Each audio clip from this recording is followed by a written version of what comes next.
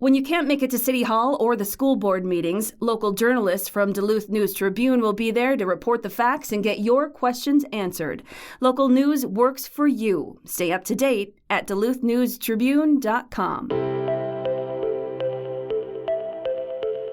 Hello, Northlanders. It's Friday, February 24th. I'm Dan Williamson with your Duluth News Tribune Minutes, presented by Minnesota Power Employees Credit Union. The average MPECU member saves over $785 a year in better rates and lower fees. And with MPECU, every ATM is your ATM. With their free checking program, you get ATM fee reimbursements at any ATM anywhere in the U.S. Check out Minnesota Power Employees Credit Union's services online at mpecu.com or visit their offices in downtown Duluth, Arrowhead Road, or Miller Trunk Highway. It's Friday, and if you're looking for some fun weekend ideas, Duluth News Tribune arts and entertainment reporter Jay Gabler has some options in this week's Best Bets. Well, if you know that nerd is not a dirty word, this is a great weekend for you in Duluth. This afternoon, Friday, at the Depot, staff from the comic and game store Collectors Connection will be coming down the hill for a game day. In the Great Hall, there will be Pokemon and Magic the Gathering tournaments, there will be jigsaw puzzles, and all sorts of other games at an event that was timed to coincide with the Duluth Public Schools break. Apparently, if this event goes well, staff at the Collectors Connection are hoping that it will become a monthly event. That's this afternoon into the evening at the Depot.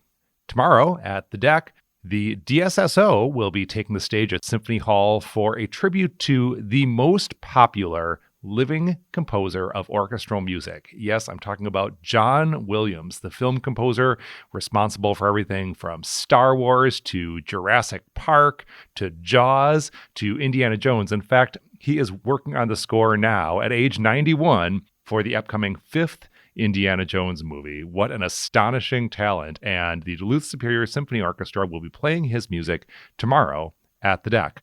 Tomorrow in Superior, the University of Wisconsin-Superior Black Student Union and Department of Equity, Diversity, and Inclusion are going to be hosting a free soul food dinner and performance by Tatambe West African Dance Ensemble. That is free, but registration is required for the 5:30 dinner. Information about these and other best bets for the weekend is available at duluthnewstribune.com. I'm Jay Gabler. Now here's a look at today's headlines. A proposal being considered by the Minnesota legislature would provide a free college education for students attending state colleges and universities at the cost of around $315 million per year. More than 58,000 students would be eligible for college grants under a new bill introduced this week by Senator Omar Fateh, a Democrat from Minneapolis. The free college grant program would cover the full cost of tuition and fees at state colleges for low and middle income students attending public and tribal institutions. Democratic farmer labor lawmakers say free tuition will help them turn around declining enrollment, address racial disparities in higher education, and build a skilled workforce.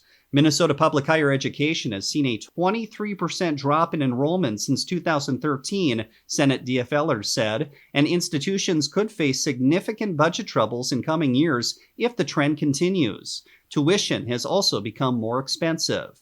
Minnesota used to cover about 2/3 of the higher education expenses at state institutions, but now it covers less than half, Fateh said. Fateh said his bill and companion legislation in the House would cover tuition grants for students with a family gross adjusted income of $120,000 or less starting in 2024.